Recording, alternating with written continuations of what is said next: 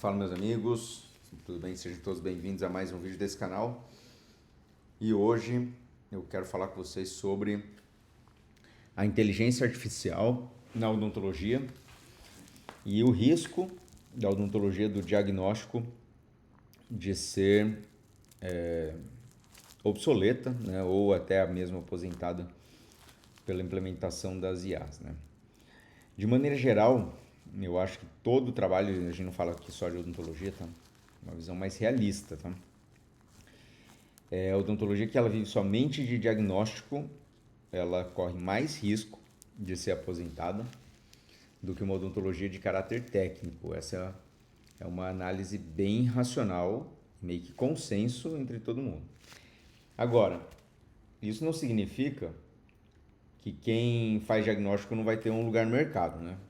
Eu acredito o seguinte, que o paciente, quando ele quer um diagnóstico, ele procura um auxílio profissional, ele quer confiabilidade e ele tem um relacionamento humano, né? Então, a maneira como você se comunica, como você esclarece as coisas, o grau de autoridade que você tem, a maneira como você interpreta, isso aí, esse relacionamento humano, né?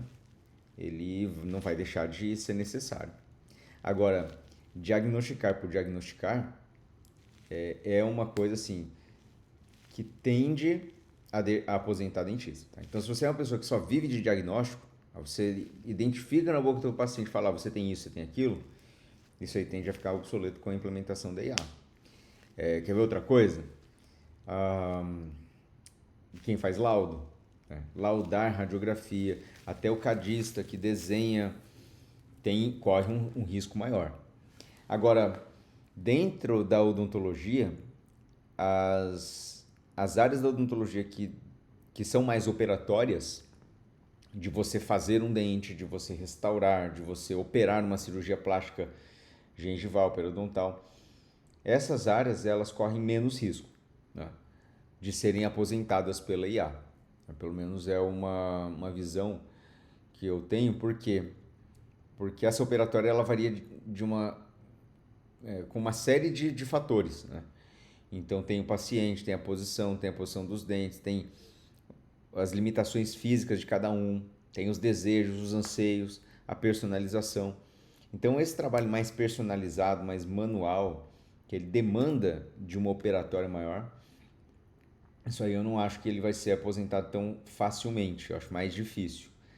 Não quer dizer que não tenha também um potencial de ser substituído por uma máquina, tem, né? Mas desenvolver o hardware e fazer mesmo o maquinário para operar, isso eu acho mais difícil. Agora, aquilo que ele assim, é feito frente a um computador, que você trabalha mais distância, isso corre mais risco, né? Vamos dizer assim, a coleta do exame radiográfico, tomográfico, é uma questão mais manual, né? Da tomada. Eu acho que isso aí tem um risco, mas é menor do que ainda o que em lauda, né? E eu queria saber aí a opinião de vocês nessa implementação de IA. O que você acha que está mais ou menos em risco na nossa profissão?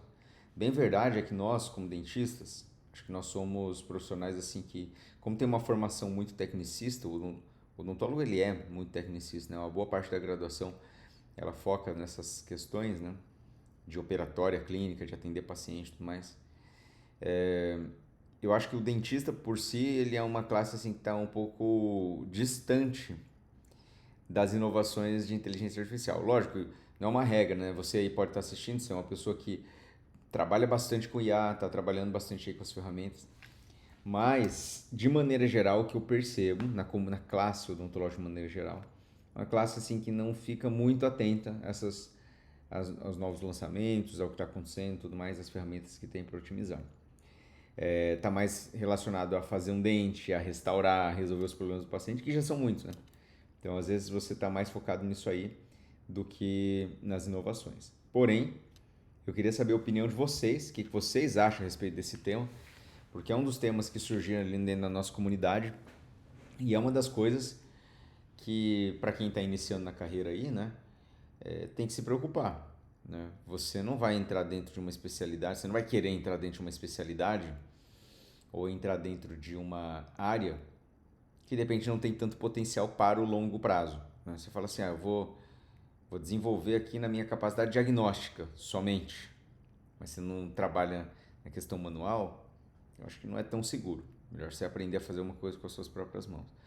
De verdade, assim, o trabalho mais manual, mais artístico, mais único, ele é mais difícil de ser replicado. É até mesmo assim, eu tenho estudado bastante a questão de impressões 3D, a questão dessa odontologia digital, né, escaneamento, fluxo digital completo, e ele tem evoluído muito, né? Existe até hoje, quando eu comecei, por exemplo, a estudar essa questão de impressão 3D, eu não entrei logo de primeira. O pessoal pergunta, por que você não fez muito fluxo digital logo de primeira? Você não foi um early adopter, né? Que é o termo que eles usam aí. O brasileiro adora usar os termos em inglês, né? Para referir aí ao, a um movimento e tal. E por que não fui um early adopter? Porque quando eu comecei a estudar a parte da impressão 3D, eu vi que tinha muita parametrização. A impressão ela variava muito de acordo com o tipo de resina, a maneira como você agitava a resina, a maneira como você fazia pós-cura. Daí tinha os parâmetros dentro da máquina e tudo mais. E eu comecei a perceber que se eu tivesse que fazer tudo isso fora do consultório, né, eu ir para o laboratório fazer tudo isso, eu ia gastar muito tempo, sabe? Fazendo essas parametrizações. Eu achei assim que o meu tempo de cadeira ia ficar reduzido, porque ia ficar uma parte no laboratório. Ou ia ter que fazer terceiro tempo de laboratório e achei que não compensava muito. Por isso que eu não entrei, sabe? Logo. Aí agora, recentemente, eu fui no evento da Sprint Ray, que era uma máquina que chama Midas. É uma máquina assim que ele já vem com a resina pré... é, uma cápsula assim já menor assim para fazer o dente, né? E ela já vem com os parâmetros todos certinhos, você coloca a cápsula, aperta um botão ali e ele já replica aquele projeto que foi desenhado. Então está muito mais fácil. E eu vejo que o mercado está indo cada vez mais para uma facilidade na execução, uma horizontalização. Então, nesse sentido, eu acho que peças que o dentista mesmo faz, que é mais prático, eu acho que isso em breve vai estar mais fácil assim para o dentista. Já essa tecnologia já está sendo implementada, estou de olho, né? Mas ainda eu vejo assim, que você pega aquele dente impresso, ele é impresso legal ali, mas quando chega na boca, tem maquiagem, tem personalização, tem conversar com o paciente. O paciente tem demandas, vocês conhecem, tem pacientes que demandam um refino muito grande, são altamente exigentes, outros são menos exigentes. Então tem todos esses detalhes, né? E eu acho que nesse sentido, o dentista que ele tem esse, essa visão técnica assim de acertar melhor, fazer o refino, tudo mais, fazer a personalização. Eu acho que esse dentista da personalização, ele, ele sim tem o seu lugar resguardado, porque apesar de haver essa parametrização mais horizontal, né, ainda o paciente ele exige detalhes, né, e quem tiver essa mão assim de refino, eu acho que ainda vai ter o seu lugar garantido, né? Lembrando que o dentista ele vem para resolver problemas e ser conveniente ao paciente.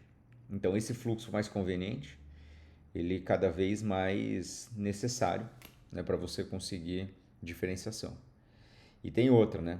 Essas máquinas elas vão entrando no mercado mais caras. Eu não sei se elas vão ficar efetivamente mais baratas, mas o que eu tenho percebido na odontologia é que os preços e a régua de entrada para você ser competitivo está cada vez mais alta. Então, por exemplo, você vai montar um consultório hoje do zero, você entra competindo com muita clínica que já tem muita coisa.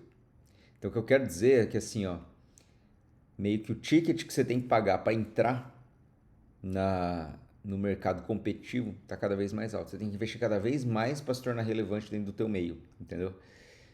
Então, para quem entra hoje no mercado, vai se tornando cada vez mais difícil.